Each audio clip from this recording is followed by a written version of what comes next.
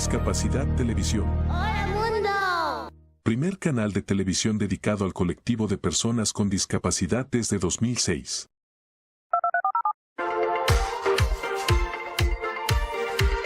Hola, bienvenidos a Discapacidad Televisión.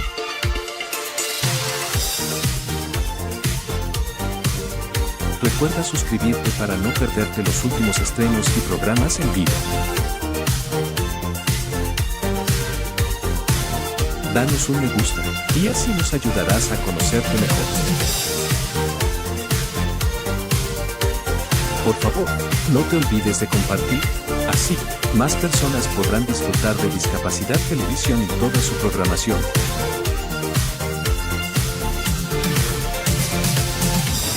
Muchas gracias.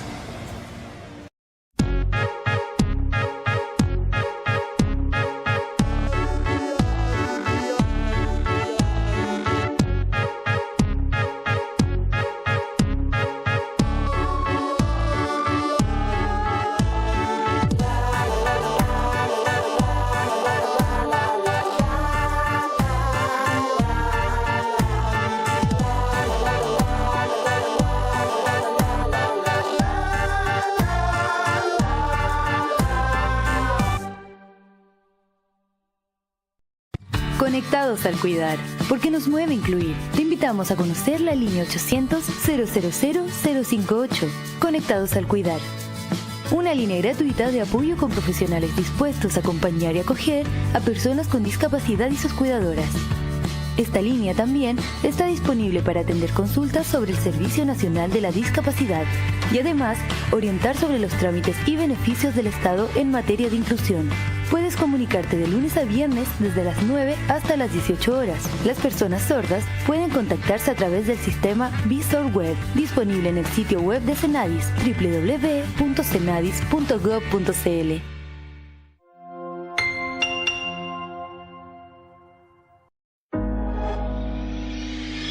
Innovar para mejorar vidas en una región con más de 650 millones de personas. A eso se dedica BID Lab como laboratorio de innovación del Grupo BID, la principal fuente de financiamiento y conocimiento para el desarrollo enfocada en América Latina y el Caribe. BID Lab trabaja con diversos actores de ecosistemas de innovación para impulsar proyectos y emprendimientos tempranos con potencial de generar impacto a gran escala en beneficio de poblaciones en situación vulnerable por condiciones económicas, sociales o ambientales. BID Lab, innovación para la inclusión en América Latina y el Caribe.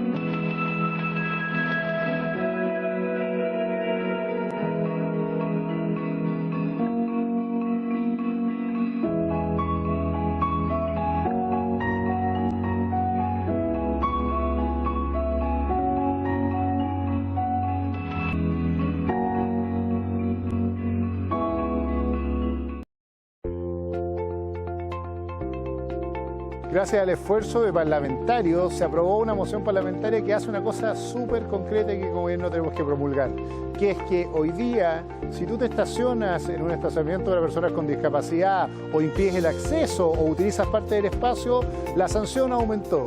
¿Cuál va a ser ahora? Vas a tener que pagar entre 50.000 pesos y 75.000 pesos de multa y además el juez puede suspenderte la licencia si es que has cometido otra infracción grave en el año. Por lo tanto, de la situación anterior, que era una multa mucho inferior y que no había suspensión de licencia, tenemos hoy día una sanción más dura que hace que tengamos incentivos correctos para que la gente no ocupe los estacionamientos de las personas con discapacidad. Esperamos que los chilenos tengamos conciencia de esto, pero además ya tenemos sanciones más duras para aquellos que no son capaces de entender este mensaje.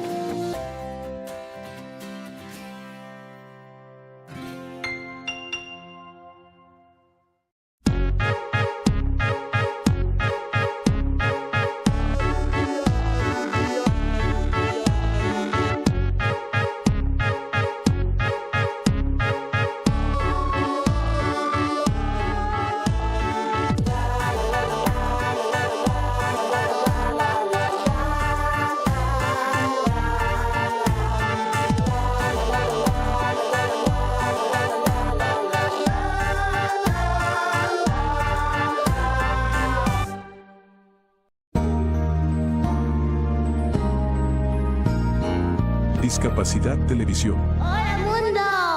Primer canal de televisión dedicado al colectivo de personas con discapacidad desde 2006. A continuación, B1, B2, B3. Presenta el programa Manel Martín.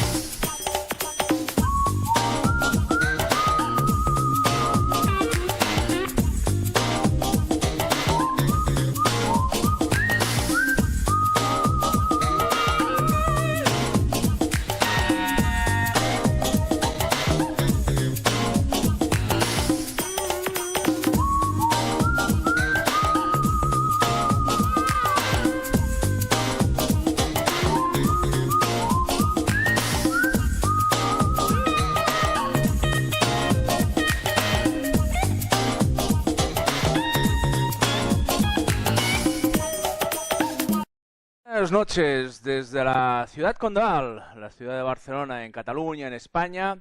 Nuevamente a través de internet a todo el mundo, B1, B2, B3, el programa dirigido, organizado, preparado por personas con discapacidad visual. Como todos bien sabéis, cada semana empezamos haciendo una pequeña reflexión sobre un detalle, sobre una barrera existente, pequeños detallitos que hay que ir mejorando en el futuro. Y este programa se irá ampliando porque hemos empezado con el tema de la discapacidad visual. La semana que viene, por ejemplo, ya vendrá una persona con discapacidad física a hablar en este programa, que será Mireia invitada, que ya hemos hablado con ella y nos ha dicho que estará presente el próximo martes con nosotros. Y también, bueno, lo hemos hecho también en la radio, hacemos un programa en Radio Canal Barcelona, aquí en Barcelona. También empecemos en su momento con programas sobre discapacidad visual, luego siguió programas sobre discapacidad. Y ahora es un programa que contempla todos los temas que afectan al tercer sector, el sin ánimo de lucro, entidades que trabajan toda problemática social en todos los ámbitos de nuestra sociedad. Hoy haría reflexión sobre el tema de cómo hay que tratar a los ciegos o discapacitados visuales cuando vamos a los restaurantes, cosa que también, repetimos, habría que formar a los maîtres, a los camareros y también a los directivos de los hoteles, porque seguimos diciendo lo mismo, que por mucha voluntad que tengan, les falta la formación, que también no existe en su formación universitaria. Un señor estudia la carrera de turismo, hace toda su carrera completa y sale de la universidad sin tener ni idea de lo que es el conocimiento de las personas con discapacidad, y por eso pasa que vas a un hotel y te encuentras pues que las habitaciones están mal montadas, el camarero no sabe cómo atenderte, etcétera, etcétera, ¿no?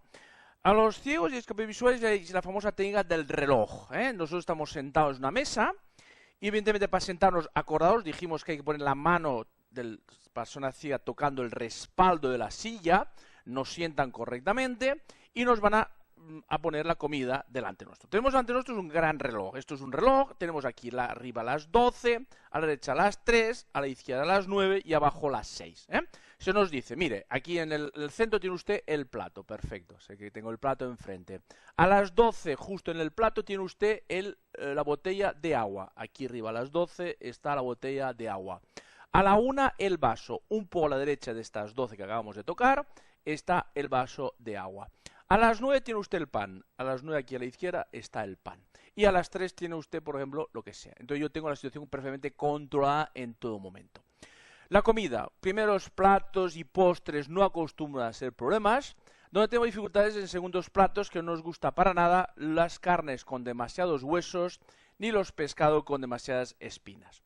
Y tampoco nos gusta cuando hay guarnición, esto de las patatitas, la cebollita alrededor de la carne o el pescado.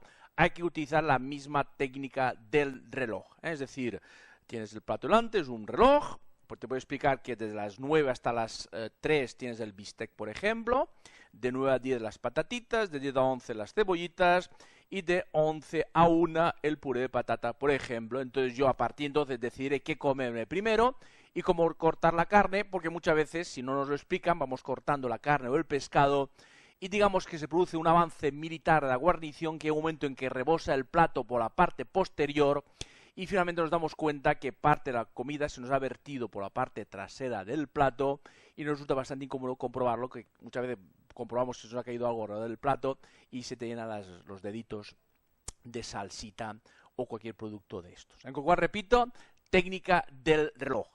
También nos pregunta cómo sabemos llenar un vaso. Hay dos técnicas. Una un poco, digo, guarrindonga, siempre digo lo mismo, y una muy higiénica. La guarrindonga, lo sabéis todos, coger el vaso por la parte superior, metes el dedo dentro del vaso, vas vertiendo el líquido y cuando el líquido toca la yema del dedo, pues ya retiras el dedo y ya puedes beber. Esta es la guarrindonga, un poco sucia, tienes que tener los dedos limpios en teoría, aunque ya los tienes habitualmente, pero la higiénica es que coges el vaso por la parte superior y por vertiendo el líquido, por el ruido que hace al caer el líquido en el vaso, vas viendo que el vaso se va llenando. Y luego por el peso que tiene el vaso, compruebas si el vaso está lleno. Y puedes llegar a tener la técnica de llenar el vaso, pues dejando un dedito para que vierta el agua. Con lo cual hay una técnica perfectamente y no es necesario, servirnos el vaso, aunque también si hay un detalle, pues tampoco no pasa absolutamente nada.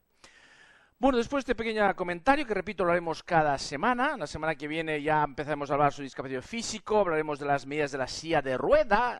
Esto es para los arquitectos, los ingenieros, que tampoco en su carrera universitaria aprenden cuánto mide una silla de ruedas, ni tampoco hacen la práctica de ir por nuestras ciudades y ver cómo se va con silla de ruedas, cómo se coge el autobús, cómo se llega al metro, cómo se cruza una calle. Serán detallitos que también iremos reflejando en este programa. Y hoy tenemos la suerte de compartir el programa con un buen amigo de la asociación, que es el Antonio Ruiz de Conejo. Don Antonio, buenas noches. El Antonio es un buen amigo porque acudió con nosotros, nos reunimos varias veces, por el tema de los perros guía. El Antonio es adiestrador de perros. ¿Es tu profesión de siempre, Antonio, o empezaste más tarde? Llevo 20 años. En el tema del adiestramiento se llama adiestramiento civil. Básicamente lo que me dedico es ayudar a las personas que tienen una mascota en su casa con la que la convivencia, por lo que fuera, ha llegado a ser un poco complicada. Pues ayudo a solucionar esa convivencia, de manera que perro y dueños puedan llegar a entenderse y convivir apaciblemente ambas partes. El acceder a esta profesión es porque de origen ya te deben gustar los animales. En mi caso convergen muchas cosas. Cuando en el colegio te preguntan, ¿tú de mayor qué quieres ser? ¿Qué quiero ser? Pues la verdad es que no sabía qué quería ser, pero sí pensaba que me gustaría un trabajo al aire libre, sí pensaba que me gusta mucho la docencia y sí pensaba que me gustan mucho los animales. Y fíjate por dónde tengo una profesión que lo reúne todo. ¿Y en España cómo se dirige uno a esta profesión? ¿Hay un tipo de formación reglada? Vamos a ver, ahí tengo que decir que en este país pues estamos todavía un poquito con retraso. En muchos otros países sí hay una reglamentación perfecta en cuanto a este tipo de profesión, pero en España yo te tengo que decir, Manel, que tú mañana vas y sacas el IAE o una licencia fiscal y con eso eres tan adiestrador como lo puedo ser yo. Entonces verdaderamente no hay una titulación oficial que nos pueda reconocer a todo el colectivo de adiestradores. ¿Lo deseable que sería que hubiese una formación profesional, una carrera universitaria, o cómo se contempla en otros países? En Inglaterra, en Francia, por ejemplo, hay una titulación, hay una carrera universitaria o formación profesional, si no recuerdo mal, que te da una titulación reconocida y a partir de ahí puedes ejercer la profesión de adiestrador. Lo que pasa que aquí se está intentando trabajar en eso, pero ciertamente es muy complicado, porque yo creo que quizá es parte de la culpa, es nuestra, porque no llegamos a ponernos de acuerdo en quién me puede examinar a mí de lo que yo sé y qué necesito yo saber para poder trabajar ante los perros o ante un particular que tenga problemas. Coger los históricos, ¿no? Sí, pero lo que pasa es que, vamos a ver, el mundo de trabajo del perro es muy amplio. Hay tantas cosas que se le pueden enseñar a un perro que es realmente difícil. Tenemos el perro guía, necesitaríamos unos estudios o una titulación concreta para ese tipo de perro. El perro de asistencia, otra vez, otra titulación y una reglamentación adecuada al perro de asistencia. El perro policía, el que se dedica, como es mi caso, al perro civil simplemente. Hay mil diferentes, vamos a decir, tipos de trabajo. dentro del perro. El perro de rescate también súper importante. Y fíjate que en España el perro de rescate, pues los que intervienen, por ejemplo, cuando hay un terremoto, son siempre perros que llevan gente amateur, que lo hacen como un hobby. Y fíjate la responsabilidad que tiene el que un perro encuentre las víctimas de un terremoto. Y con bomberos también habitualmente, Efectivamente, ¿no? sí, sí, sí. Los grupos de bomberos aquí en Barcelona que van siempre a los terremotos que se producen en otros países, por suerte aquí no tenemos muchos, ¿no? Sí, desde Barcelona ha habido un par de participaciones que han sido, te diría casi que famosas, en unos terremotos que hubo en China, si no recuerdo mal, y otro en Centroamérica, donde la participación de un grupo de rescate desde Cataluña fue decisiva. Entonces una persona decide en España, como estamos aquí, supongo también en muchos países hispanoamericanos estará la situación parecida, que no hay una titulación, y ¿qué empiezas? ¿A poner unos anuncios y te empiezas a entrenar con amigos o cómo funciona el tema? Pues vamos a ver, actualmente hay algunas academias que hacen cursos o cursillos para la gente que quiere ser, pues, desde adiestrador de perros a peluquero de perros o juez de exposiciones de belleza. Lo que pasa que insisto que no es una enseñanza reglada. Los diplomas que te dan reconocen que el título está legalmente capacitado para dar esos cursos, pero esa titulación no tiene ningún valor legal. En mi caso, yo puedo decirte que lo que hice fue buscar una persona que me hizo de maestro. Estuve pues con ella prácticamente 10 años trabajando mano a mano para poder aprender una base. Luego la experiencia evidentemente pues también te va enseñando. A un perro, tú estás dedicado al tema civil, luego hablaremos de los perros guía, lo que podemos hablar, perros guía, perros de asistencia y perros policía también, y como dices también de rescate, pero a un perro, ¿qué se le puede enseñar exactamente? Pues un perro, vamos a ver, te diría que es una esponja, se le puede enseñar de todo, ya te digo, mi especialidad es resolver la problemática del perro que es animal de compañía. Entonces, en ese sentido, desde la experiencia te puedo decir que el problema es que el perro lo aprende absolutamente todo y muchas veces lo aprende sin que nosotros nos demos cuenta de que lo ha aprendido. Entonces, por ejemplo, los problemas que tengo es que la gente no participa activamente de la educación del perro, es decir, lo maleducan sin saberlo. El hecho de no dar una educación adecuada es una manera de maleducar al perro. Y esos aprendizajes pues vienen dados simplemente pues, porque humanizamos al perro. Ese es el problema más común, más extendido que hay. ¿Qué habría que hacer, Antonio? Habitualmente, lo más normal actualmente es que el hijo, el niño empieza a pedir perrito, que quiere perrito, ¿eh?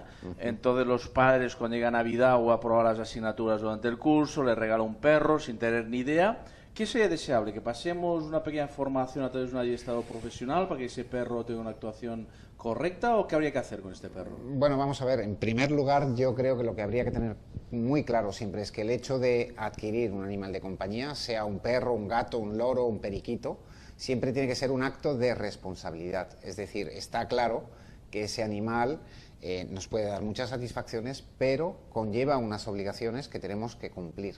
Es un contrato a dos partes. Entonces, en el caso concreto de los perros, es mi opinión, yo creo que debería incluirse en el precio del animal, en el caso de que sea una compra, un pequeño contrato de educación de la mascota. Es decir, igual que para tener en casa unas armas, te hacen pasar una serie de pruebas que te demuestren que legalmente estás capacitado para hacer uso de esas armas. Yo creo que antes de tener un perro deberías poder demostrar que eres suficientemente responsable para tener ese animal a tu cuidado y además puedes ser responsable de su comportamiento y tienes que poder gobernarlo en cualquier situación para que no perjudique nunca a otras personas. ¿Qué dificultades para gente que se está planteando ahora mismo tener un perro en su casa? Eso que comentamos, que el matrimonio, uno de los dos pide perro, que quiere tener un perro para pasear con él o lo que sea. ¿Qué hay que hacer a nivel de... para que haya una convivencia correcta con el perro? ¿Qué dificultades se va a encontrar en el futuro esa persona que tenga en su casa un perro? Bueno, pues me estás haciendo la pregunta del millón. Dificultades, muchísimas dificultades puede tener. A ver, sobre todo la mayoría de ellas se solventan teniendo un poquito de sentido común. Es decir, hay que tener muy presente que los perros, por más que se les quiera, son animales. Es decir, parten desde la primariedad. El ser humano hace quizá mucho tiempo que dejó de ser animal para ser humano y por lo tanto el plano de pensamiento es mucho más complejo. Entonces el problema viene de que no hay entendimiento, porque nosotros tendemos a explicarle a los perros las cosas desde nuestro plano de pensamiento, pero el perro es mucho más sencillo. Que no por eso yo no estoy diciendo que no sea inteligente, pero sí entiende las cosas de una manera mucho más sencilla. Por ejemplo, te puedo decir que hay gente que le hace gracia que el perro suba al sofá, pero sin embargo cuando hacen el partido de fútbol no conviene que ese perro esté en el sofá porque me incomoda. Bueno, para el perro es mucho más fácil entender que el acceso al sofá está permitido siempre o que no se le permite nunca.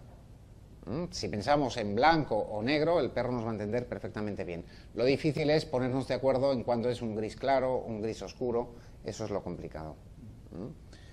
A nivel profesional, por ejemplo, ¿qué casos te encuentras más habitualmente de conflicto entre perros y propietarios? Bueno, vamos a ver. Actualmente lo que veo como más generalizado es que los perros se tiende a sobreprotegerlos y a mimarlos en exceso. Entonces, eso lo que suele dar como resultado son individuos que son un poquito inseguros, un poquito miedosos y fuente de problemas. Porque si el perro siente miedo, la mejor defensa, todo el mundo lo sabe, es un buen ataque y ahí empezamos a tener conflictos. Entonces, para mí, vamos a ver, el problema es un poquito la información que tiene la gente cuando adquiere un animal. El animal hay que imponerle unas pautas para la convivencia en casa. Entonces, puesto que normalmente se adquiere un cachorro, son muy monos, son muy simpáticos, da pena decirle que no y ahí empezamos a tener problemas. Porque todo esto que haya tendencia de pasar por la peluquería, ponerles unos abriguitos en invierno, ¿todo esto es necesario o lo hace únicamente por estética o cómo va el tema? Bueno, en realidad yo creo que eso es al margen de la estética, evidentemente, es también una satisfacción para uno mismo. Quiero decir, el dueño proyecta sobre el animal lo que a uno mismo le gustaría que le hicieran, por decirte de alguna manera. Entonces, el atender al perro de una manera concreta estás demostrando qué es lo que te gustaría haber vivido o que hubieran hecho contigo, ¿no? Hay pues un disfrute. A veces el darle al perro de comer desde la mesa, uno está pensando egoístamente en el placer que me da a mí el ver a mi perro contento. Lo que pasa que lo que no pensamos es que al perro le estoy generando para el día de mañana una ansiedad cada vez que yo me siente en la mesa. ¿El tipo de alimentación actualmente con el perro va con todo con pienso o a la pan dan los restos de la comida como se hacía antiguamente? ¿O ya hoy en día tiene una sola comida al día, ya arreglada, con pienso? ¿Ya todo el mundo, todos prueban así o sigue...? La gran mayoría. Los piensos aparecen pues quizá de hace 20 años para aquí, ha empezado a ser bastante habitual el uso del pienso. Está claro que es una comida que está pensada para que esté perfectamente equilibrada y tiene todos los ingredientes que el animal necesita y desde luego es mucho más cómodo que ir haciendo cocinitas para el perro, evidentemente. ¿Hay cierta edad en la que el perro aprende más o es el momento oportuno de darle las clases de adiestramiento? Cuando a cierta edad, no sé. Vamos ¿Un perro a ver. cuántos años vive aproximadamente? A veces la esperanza de vida viene marcada por las razas, es decir, hay unas razas más longevas que otras.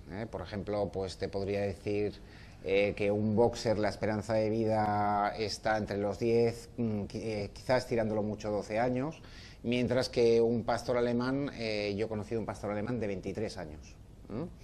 Entonces, en cuanto a la primera pregunta que me haces de cuándo es el momento ideal para educarlo, vamos a ver, el perro aprende prácticamente desde el día que nace. Lo que pasa es que tiene diferentes estadios evolutivos a lo largo de la vida, como pasa con el ser humano. En mi opinión, hasta los 6 meses aproximadamente, debería aprender, pero un poco como se hace en las guarderías con los niños, en el preescolar. un poco con juego, con sesiones de trabajo pues muy breves, muy alegres, con poca imposición, en los que básicamente habría que enseñarle pues normas de limpieza, de relación con el entorno, de relación con el resto de la gente o de los animales que él puede encontrar en su vida diaria. Entre los 6 y 8 meses es el momento anterior a la pubertad del perro. Para mí es el momento ideal para educarlo en un animal.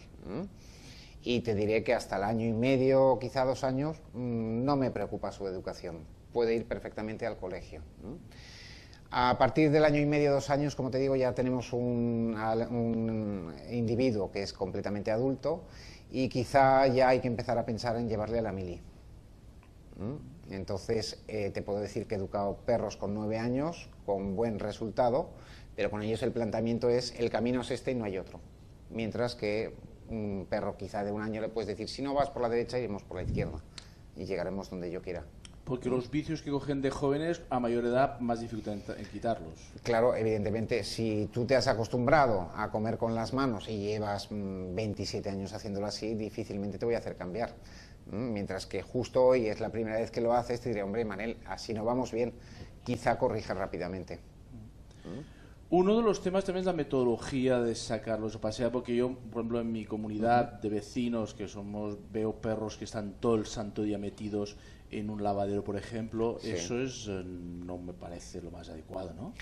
Evidentemente que no, eso forma parte del contrato que hemos firmado con el animal en el momento que lo hemos adquirido. Lo que sí debo decirte, muchas veces la gente se plantea que el tener el perro en una ciudad es un crimen. Bueno, yo tengo mi opinión al respecto. Yo creo que es mucho más feliz un perro que vive en un piso y que se le atiende sus necesidades de ejercicio con 2 buenas salidas al día o quizá 3, que no un perro que dispone de 10.000 metros cuadrados para estar todo el día solo. El perro es un animal social, con lo cual realmente de lo que él disfruta es de la compañía. ¿El perro sigue siendo el mejor amigo del hombre? Yo creo que sí. Hay unos lazos impresionantes, ¿no? Cuando la relación es cordial, hay un muy buen entendimiento. Sí, realmente para mí es algo que es impagable, debo decirte. Incluso luego hablaremos también que están solucionando problemas mentales y problemas de soledad de una forma importantísima. Sí, vamos a ver. Los perros... Mira, Manel, yo a ti te podría engañar. A lo mejor tú te puedes pensar que yo hoy he tenido un día fantástico y que vengo a este programa, que por supuesto que lo vengo encantado, pero puedes pensar que estás con un tipo plenamente feliz. A lo mejor te la estáis dando con queso. Eso con un animal no es posible. El animal sabe perfectamente cuál es tu estado de ánimo, cuál es tu pensamiento y qué es lo que quieres o lo que no quieres. Y el motivo es muy sencillo. Un perro siempre conoce mucho mejor a los dueños que no al revés. ¿Por qué? Pues mira, mientras yo estoy con mi perro, por ejemplo, en el día de hoy, estaba pensando en qué me ibas a preguntar en este programa. Estaba pensando en saber qué notas pueden tener mis hijos en el colegio o qué le puedo hacer de comer a mi suegra el domingo cuando venga a casa. El perro que estaba conmigo no tenía ninguna de estas preocupaciones, simplemente me veía caminar de un lado al otro del comedor y estaba tomando fotos cada segundo de cuáles eran mis movimientos y mi estado de ánimo.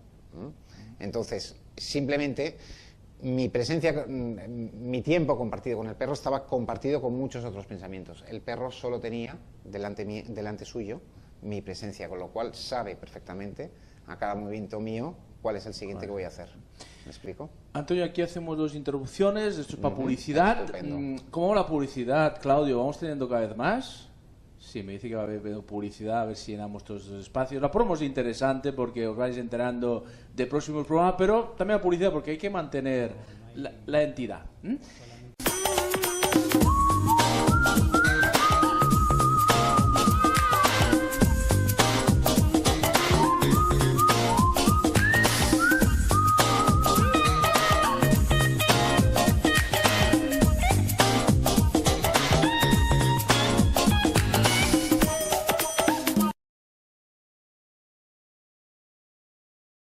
Ya lo veis, un martes más aquí, pues al atardecer, ya cuando ya hemos plegado de todo el día de jornada laboral, pues ya descansando en casa, pues ya sabéis, conectando a esta maquinilla que ya tenemos casi todos en casa, que es el ordenador, apretando www.discapacidad.tv, pues estás con nosotros charlando con nuestro buen amigo Antonio Ruiz de Conejo sobre adiestramiento de perros. Decíamos el tema de que el perro muchas veces soluciona problemas psicológicos de los afectados, ¿no? De los que piden el perro. Sobre todo mucha gente mayor, por ejemplo, la soledad es un tema importantísimo hoy en día en la gente mayor. Les puede ayudar muchísimo a tener un perro a su lado. Bueno, mira, vamos a ver, tal y como hemos dicho antes, el perro tiene implícitas unas obligaciones, que es el ejercicio, por ejemplo. Entonces, el que tiene un perro debería sacarlo a la calle a pasear, no todo el mundo lo hace, pero debería salir a pasear. Y el simple hecho de verte obligado a salir a la calle con tu perro, entonces muchas veces estos animales generan simpatía en la gente que los ve y siempre hay alguien que se te acerca, ¡ay, qué bonito! ¿Cómo se llama? Y tal. El hecho de tener una llave para entrar en contacto con los demás es una fuente de escape para los problemas de las personas. Es fácil cuando tienes un problema quedarte en casa arrinconado, pero tienes que sacar al perro, te encuentras con quien sea, a lo mejor coincides cada tarde con las mismas personas en el parque, con sus mascotas, te ves obligado a interrelacionarte y eso relaja siempre las tensiones que uno pueda vivir. Hay una leyenda urbana que va por ahí diciendo que se ligan más con perro, ¿no? Pues probablemente sí.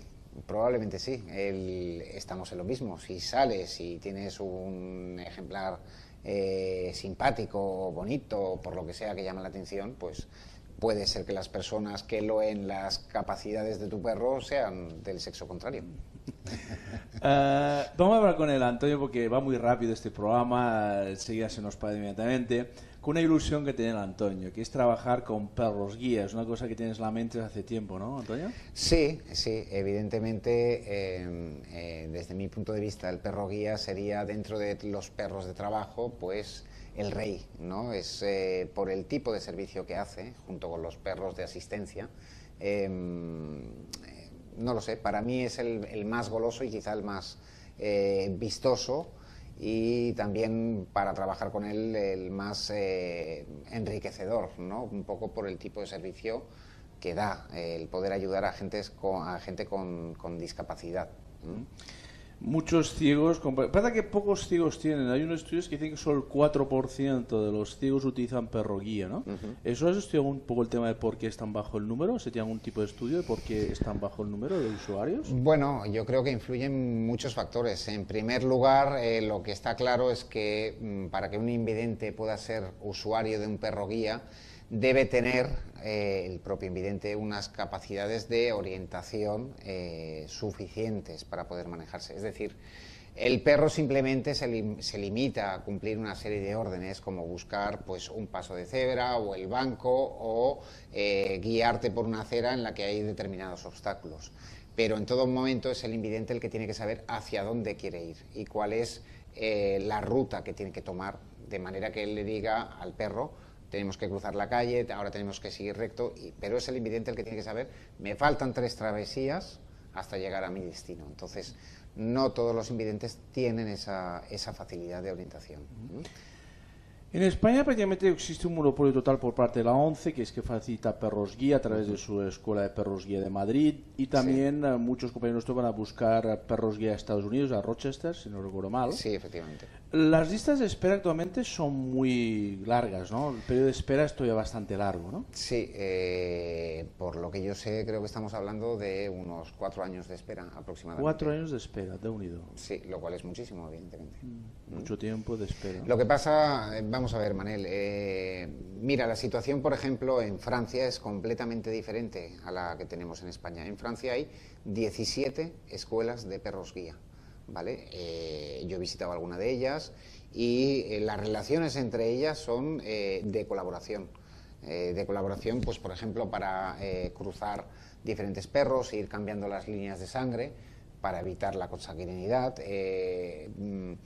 La Federación Internacional de Escuelas de Perros Guías pues tiene para los que son miembros una serie de de espacios en los que se pueden compartir experiencias. Quiero decir, hoy en día está de moda la globalización y eso sería lo ideal en el tema del perro guía, ¿no? El poder compartir experiencias, el poder tener muchas más escuelas que redujeran las listas de esperas, pero en España pues tenemos solo una escuela.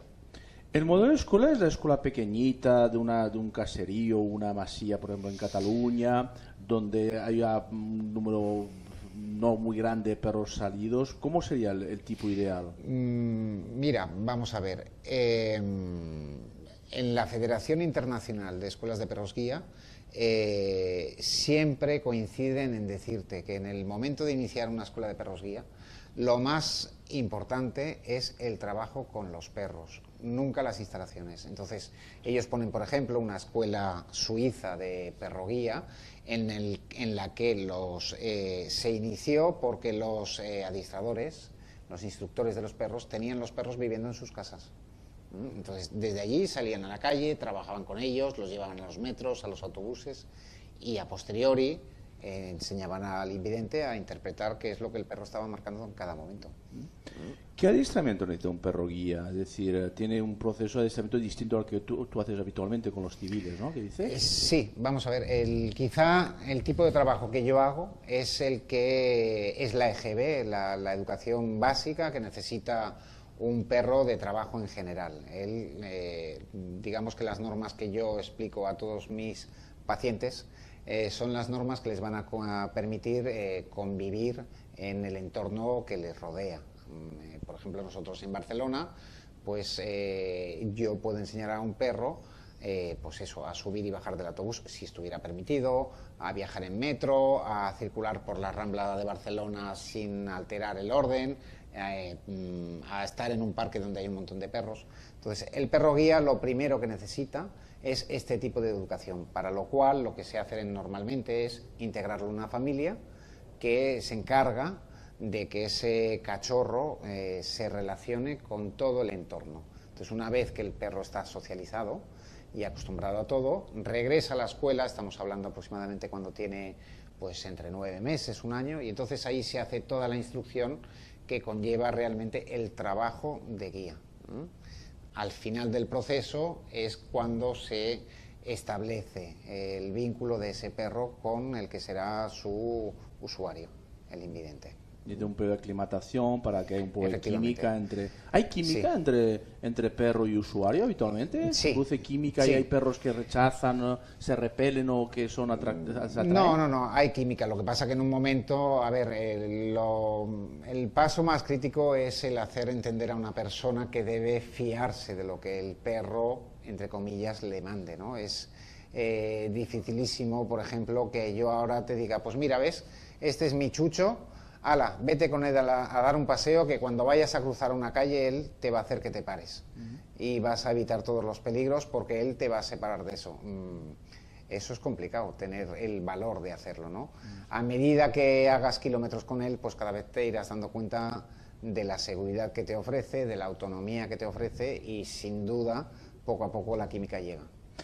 ¿Qué perros son los mejores para perros guía? Hay unas razas, como también decías anteriormente, que son más digamos, buenas para hacer perros guías. Sí, vamos a ver. Yo creo que todos los perros con un buen trabajo de adiestramiento podrían llegar a ser perros guía, ¿de acuerdo? Lo que pasa que la raza pues a veces lleva implícitas pues una predisposición hacia determinados tipos de trabajo. Entre los perros guía, pues hasta hace bien poco el rey era el pastor alemán. Lo que pasa es que el pastor alemán es un perro que tiene también un cierto carácter y que digamos que es más fácil que dé algunos problemas a los invidentes, lo cual ha hecho que se derive hacia el labrador o el golden, que son perros en principio un poquito más dóciles y es difícil que yendo por la calle se enfaden con otros perros o este tipo de problemas que no es para nada deseable que se presenten con una persona invidente. En Inglaterra se están trabajando actualmente con unos perros que se llaman Labradoodle, que son mezclas de labrador con caniche y pues parece ser que están dando muy buen resultado. No es una raza pura, pero están funcionando muy bien. Hay una enfermedad que es muy mala para los perros guía, que es la displasia, ¿no? La displasia, sí. ¿En qué consiste? Para la gente, en principio, una enfermedad que muchas veces no es muy conocida, ¿en qué consiste? Bueno, realmente, vamos a ver si la información muchas veces está equivocada respecto a la displasia. La displasia realmente es un problema que se presenta en edades del crecimiento y es un problema muscular, ¿vale? La fuerza que hacen los músculos en la cabeza del fémur hace que ese fémur tenga un rozamiento, ¿vale? Y fruto de ese rozamiento llega a generarse una artrosis. Entonces, la gente equivocadamente a esa artrosis le llama displasia. No, la displasia es un problema, insisto, muscular que ha derivado en una artrosis. El perro guía, puesto que va sujeto con un arnés, a menudo de la tracción que tiene que hacer, carga más la fuerza sobre el tren posterior y eso hace que se acentúe los problemas en las caderas. ¿Y Plantetin utiliza al perro para hacer su función? Bueno, hay diferentes grados de displasia y pues sí, si el grado es un grado grave genera mucho dolor para el perro. Una cosa que me sorprendió cuando empecé a trabajar un poco el tema de los perros y lo empecé a conocer, es que un perro guía vive menos años que un perro, digamos de la calle, un perro normal. A ver, vamos a ver, lo que no puede ser es que toda la vida se dedique al trabajo, porque como todo el mundo, el trabajo desgasta. Entonces, con la edad cada vez va perdiendo un poquito de eficiencia. Es recomendable, depende de cada individuo, hay que verlo por separado, pero hacia los 10, 12 años se recomienda que se retiren del trabajo. Está mucho tiempo tenso, atento a su usuario, para que no se haga daño y eso, pues debe cascar. Sí, bueno, es que es una vida de trabajo. A ver, aquí en España, por ejemplo, la mayoría de los perros guía, pues están un montón de horas al lado de su propietario, en su puesto de trabajo, inmóviles, quietos, eso es tensión que a la larga se acumula. Normalmente cuando se acaba la jornada laboral, el usuario lo que tiene es ganas de irse para casa y no tiene en cuenta que el perro lleva muchas horas comprimido, entonces de pasar por el parque nada, vamos para casa y se acabó. Entonces eso pues evidentemente desgasta. Un problema que se plantea al ciego es cuando, como dice el Antonio, hacia los 10, 12 años el perro ya no puede seguir haciendo su función, que es guiarte, y viene prácticamente la jubilación del perro. Efectivamente. Y el usuario necesita otro perro y ir a buscar otro perro. Sí. Y tienen que vivir al mismo tiempo el perro, digamos, antiguo, sí, y el nuevo. ¿Ahí se puede algún tipo de celos o algún tipo de problema con el perro? A ver, el problema es, pues que al estar dos perros juntos, a lo mejor uno distrae al otro. No porque nunca van a ir los dos juntos por la calle, ¿no? Pero si están en casa, los dos pasándoselo en grande, de repente decirle, venga, va, se acabó el jugar, que nos vamos a la calle a trabajar. No es lo mismo que si un perro está solo en casa, le dices, vamos a la calle a trabajar. Sí, pero a la calle no. Entonces viene un poquito de ahí. Yo creo que es algo que se resuelve simplemente dándole una información correcta al usuario de cuáles son las pautas que tiene que marcar para que la convivencia de los dos sea la adecuada en casa y no entorpezca el trabajo del perro que está en activo. Uno de los dramas más que me hizo más impacto en mi vida fue cuando tuvieron que, practicar la eutanasia activa a un perro, que muchas veces en los perros sí que se realiza eutanasia activa en favor del perro. Sí, efectivamente. Hay ocasiones en que tiene tumores o tiene artrosis muy cualquier profunda. Enfermedad que no le dé calidad de vida al perro, ¿no? Yo creo que simplemente es un acto de generosidad, aunque pues evidentemente es durísimo de vivir. Eso ahí es duro verlo, ¿eh? Ver a un usuario de perro y enganchado al perro, abrazado a él y el pobre perro falleciendo poco a poco por la inyección puesta, es de las escenas más dramáticas que pueden existir. Pero eso te diré que no es necesario que sea un perro guía. Quiero decir, cualquier animal que se ha entregado a ti, que has compartido con él un tiempo, una convivencia, al fin y al cabo, desprenderse de él ciertamente es doloroso. Nos quedan perros de asistencia muy importantes. Se está trabajando con personas con tetraplegia, con autismo y luego también pues muchos otros perros de policía que ayudan a detectar pues todo tipo de objetos incorrectos en las aduanas, etcétera, y también como decía también el Antonio hace un momento, perros de rescate. Pues bueno.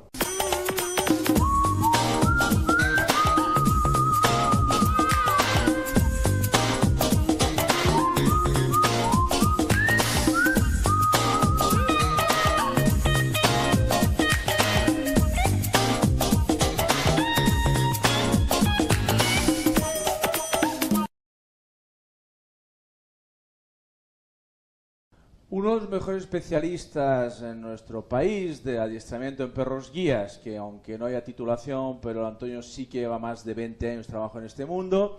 Y vamos a hablar un poco de otro tipo de perros, ¿no? Que son también perros de asistencia. También se está trabajando el tema para otros discapacitados. Sí, efectivamente, pueden ser de muchísima ayuda. Lo que pasa que, bueno, es arduo trabajo el que tienen estos perros, y sobre todo tienen mucho trabajo en que la gente les reconozca su labor. La gente todavía no sabe lo que es un perro de asistencia y pues hay que colaborar, igual que pasa pues con el perro guía. La gente ve un perro con un invidente y van a saludarlo, van a tocarlo y lo despistan de su labor. Entonces, lo mismo tenemos con los perros de asistencia, falta información. Hay muchos compañeros nuestros que ponen, no me toques, estoy trabajando. Lleva una especie de cartelito en el cuello del perro que dice este lema, claro, no me toquéis ni me deis chuches, ni comida, ni nada, porque el perro está perfectamente alimentado y no hay que tocarlo, sino que mirarlo, que son perros majísimos, súper guapos. ¿Y qué puede hacer, por ejemplo? Explica un poco a la gente que se un puesto, ¿qué puede hacer, por ejemplo, un perro de asistencia en casa de un tetrapléjico? Personas, por ejemplo, que están paralizadas de cuello para abajo, por ejemplo, ¿no? Les puede ayudar muchas cosas. Bueno, a ver, pueden hacer múltiples funciones. Pueden desde ayudarte a descolgar el teléfono, desde abrir las puertas de casa, desde sacarte la lavadora, la ropa que tienes en la lavadora o ponerla, apagar, encender luces, recogerte las cosas que se te han caído del suelo. Bueno, lo que pasa es que los perros de asistencia a menudo es un perro hecho a la medida, sí que hay unos estándares, ¿no? Sí que podemos pensar, ostras, ¿qué necesidades puede tener un tetrapléjico? Pero una vez que estás trabajando conoces quién va a ser el usuario, puedes acabar de retocar un poquito conforme al estilo de vida que lleva esa persona. El tema de los tetraplégicos, el tema de los autismos, también se trabajan con autistas, también de personas con discapacidad. Sí, lo de que pasa, el trabajo de los perros con los autistas es algo que está, vamos a decir, en fase de experimentación. Está todavía muy verde, porque digamos que así como un tetrapléjico o un invidente puede ser responsable del perro, el perro que ayuda a un autista tiene que ir necesariamente atado a una tercera persona. También hablamos mucho de la psicología de los perros, ¿no? Porque actualmente hay una especialidad, ya no sé si va con veterinario o no sé qué, pero hay una especialidad de psicología en perros. Bueno, sí, lo que pasa es que quizá mi profesión puede tener múltiples nombres, ¿no? Puedo ser psicólogo de perros si te gusta, puedo ser etólogo si lo prefieres, adiestrador. Yo personalmente me gusta más la palabra adiestrador. Quizá un poco pues porque yo desarrollo el adiestramiento, vamos a decir, clásico del perro, ¿no? ¿Y el adiestramiento es muy distinto entre perro guía, perro de asistencia, perro policía, perro de rescate? ¿Es muy diferente el tipo de adiestramiento? A ver, la mayoría de los casos tienen en común que son trabajos que se hacen por motivación, es decir, estimulando al perro en positivo para que desarrolle sus funciones. Pero evidentemente es muy diferente pues un perro policía que tiene que buscar explosivos o drogas, o incluso que tiene que actuar contra alguien violento, a un perro pacífico que pueda acompañarte pues por una ciudad sorteando todo el tráfico y todos los obstáculos que te puedan rodear. Sí, cada uno tiene un adiestramiento específico. Explica una jornada tuya, por ejemplo, cuando adiestras el perro, ¿cómo lo haces? ¿Qué hay que hacer con él? Explica para la gente un poco visualmente qué haces con él. Bueno, vamos a ver, yo no trabajo el perro guía, Manel, eso es, ya te digo, en España hay una escuela que lo hace. Vamos a ver, lo que se le enseña básicamente al perro guía es pues lo que te pueden enseñar a ti en una clase de orientación, a mantener líneas rectas, a saber encontrar los bordillos, a saber localizar los puntos de cruce en las aceras y bueno, hay una serie de órdenes específicas como puede ser encontrar una parada de autobús, encontrar un banco, son una serie de comandos que pueden llegar a ser hasta 70 comandos concretos. Pero lo que se trata es que el perro haga un poquito por tus ojos. Y el perro que funciona como nosotros, que va por repetición, cuando estamos estudiando una lección de historia, pues volvemos a leer la frase una vez, 2 veces, y cuando la llevas ya 20 veces te la sabes de memoria. El perro que es cuestión de ir repitiendo la acción hasta que se la aprenda. Sí, más o menos es a base de repetición, es a base de ensayo y error, de premio y de castigo. Ya te digo, los perros de trabajo más bien es sobre todo educación en positivo, a base de recompensas, de premio. A nivel de legislación, hace unos años era muy habitual que un usuario de perro guía entrase a un restaurante o un hotel y fuese expulsado automáticamente. Esto se solucionó hace unos años con la ley del perro guía aquí en Cataluña, cuanto menos, que al que se le ocurra hoy en día expulsar su local a un perro guía está, bueno, bajo la imposición de una multa bastante alta, ¿no? Sí. Estamos trabajando en una nueva ley en Cataluña que esperamos que salga y proteja todo el tipo de perro, también los de asistencia. Efectivamente, sí. Yo creo que está ahora mismo en el Parlamento a punto de ser aprobada. Tengo que decirte que un perro de asistencia, el perro guía puede entrar en cualquier espacio público, menos en los quirófanos. Los quirófanos, donde se está operando una persona, pero en todos los demás sitios. Sigue pasando de tanto en tanto, de tanto cosa en el diario, como también podemos explicar que aquí en España, en Almería, hace un par de semanas, un grupo de chicos con síndrome de Down fueron expulsados de una discoteca. Bueno, pobrecito el dueño o el que los expulsó de la discoteca, ¿no? Y de tanto en tanto también se oye que, no sé, un propietario de un restaurante, pues al ver un perro entrar, también ha hecho las suyas, ¿no? Pero actualmente ya estamos empezando a decir, no, amigo, ya perdone, si llamamos a la Guardia Urbana, pues quien tendrá problemas será usted, yo no, porque mi perro puede ir por cualquier sitio, excepto, como dice el Antonio, en un quirófano. Antonio, hablemos de tu gran sueño, porque tienes sueños, ¿no? Tienes una edad todavía temprana, eres joven todavía. Por supuesto. Y quieres, hay ideas por ahí que estaban empezando a circular. Se intentó en su momento hacer una gran escuela en Cataluña con un centro de FP, de adiestramiento. Sí. ¿Cómo ves el futuro y cuáles son las ideas que te rondan por la cabeza actualmente? Bueno, a ver, ideas tengo muchísimas. Supongo que por la que me estás preguntando tú en concreto es, pues bueno, a mí me encantaría poder aportar algo a la sociedad, y eso sería, pues efectivamente, creando una escuela, de perros guía que os permita a la gente de Cataluña, sobre todo, que son los más cercanos, tener más agilidad a la hora de encontrar un perro guía que os pueda ayudar para vuestro vivir de cada día. Para tirar esta idea, ¿qué necesitamos? Financiamiento público y privado, básicamente, ¿no? La Generalitat en Cataluña necesitamos más apoyo. Sí, básicamente, bueno, yo creo que se trata un poco de romper con la idea de que, bueno, aquí la mayoría de los invidentes dependen de una institución y todo el mundo, cuando le dices, me gustaría hacer esto, bueno, pues ves a tal sitio y pregunta. No es necesario ir a tal sitio, es tener un poco más de, creo yo, de iniciativa, de ayuda, de colaboración, y efectivamente desde las entidades pues un poco más de apoyo y de soporte. ¿Cuánto sale un perro guía? Que todo el mundo nos lo pregunta. ¿Qué precio tiene un perro guía ya salido de la academia y tal? Pues más o menos está alrededor de los 30.000 euros. 30.000 euros un perrito, casi un Audi, con el perrito.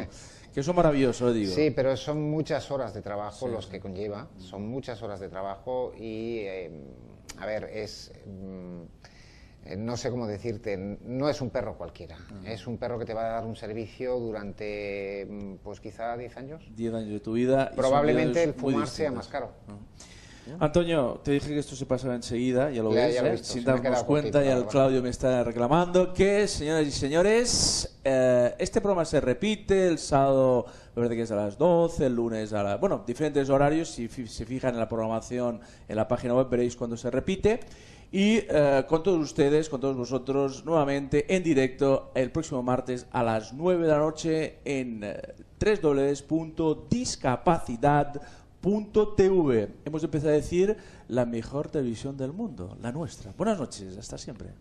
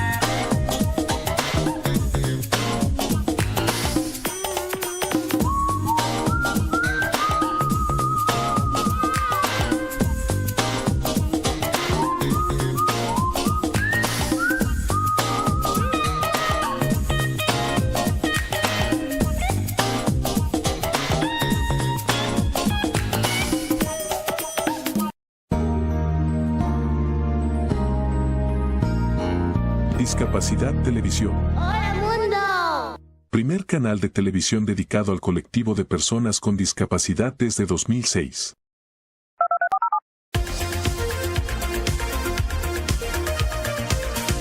Hola, bienvenidos a Discapacidad Televisión.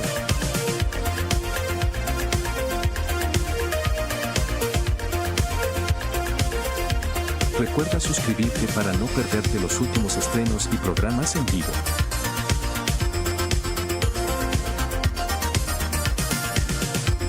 Danos un me gusta, y así nos ayudarás a conocerte mejor.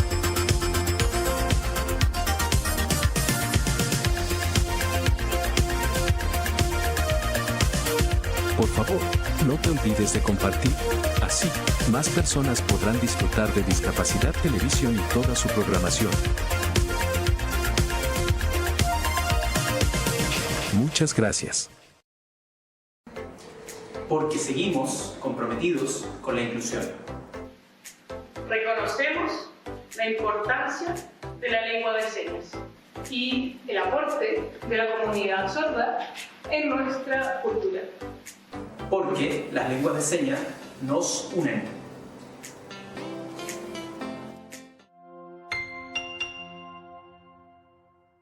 ¿Has escuchado que a las personas con discapacidad les dicen de todo? Minusválidos, enfermitos, discapacitados, inválidos, sordomudo, cieguito, retrasado, mudito, chuncho, retardado, pobrecito. No podemos continuar así. La manera correcta es persona con discapacidad o personas con discapacidad auditiva, física, visual, intelectual. Recuérdalo, todos tenemos nombre y apellido. Pregunta y úsalos. Todos somos personas con o sin discapacidad. No discriminemos, no ofendamos más. Utilicemos las palabras adecuadas por el respeto e igualdad hacia las personas con discapacidad. Coproder protege los derechos de las personas con discapacidad. Síguenos en nuestras redes sociales y visita nuestra página web. Consejo Cantonal de Protección de Derechos de Rumiñahui, siempre junto a la gente. Estacionamientos para personas con discapacidad. Porque nos mueve incluir. Te invitamos a conocer el uso correcto de los estacionamientos exclusivos para personas con discapacidad.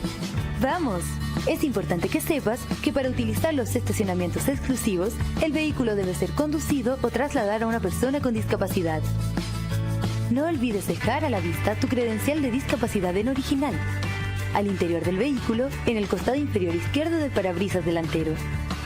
Recuerda, la Cruz de Malta no es un documento válido para hacer uso de estos estacionamientos y según la ley de tránsito, su uso indebido es una infracción grave.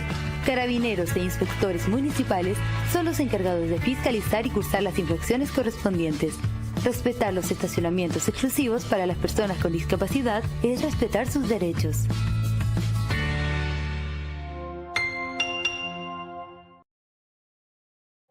A veces solo somos el reflejo de aquello que queremos ser. Somos sombra y oscuridad. Y no solo en esta profesión, se da una lucha continua por ser aceptado, por hacer amigos, cuando tu enemigo es el reflejo que te da el espejo. La discapacidad más grande de todas es la de tu propio miedo.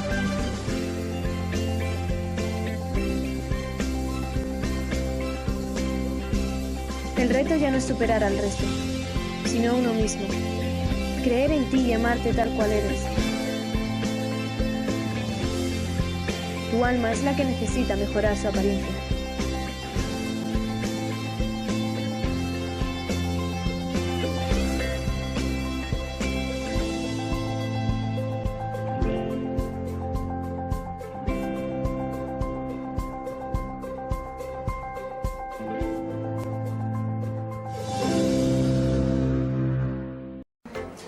Porque seguimos comprometidos con la inclusión. Reconocemos la importancia de la lengua de señas y el aporte de la comunidad sorda en nuestra cultura. Porque las lenguas de señas nos unen.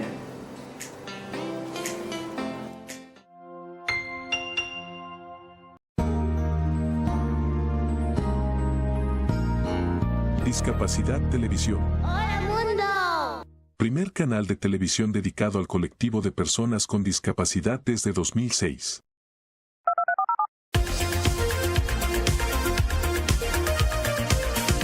Hola, bienvenidos a Discapacidad Televisión.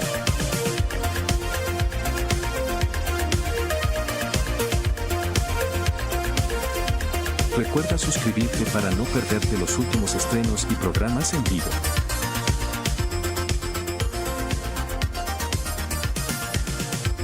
Danos un me gusta, y así nos ayudarás a conocerte mejor.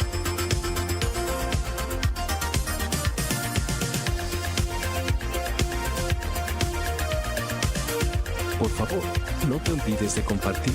Así, más personas podrán disfrutar de Discapacidad Televisión y toda su programación. Muchas gracias.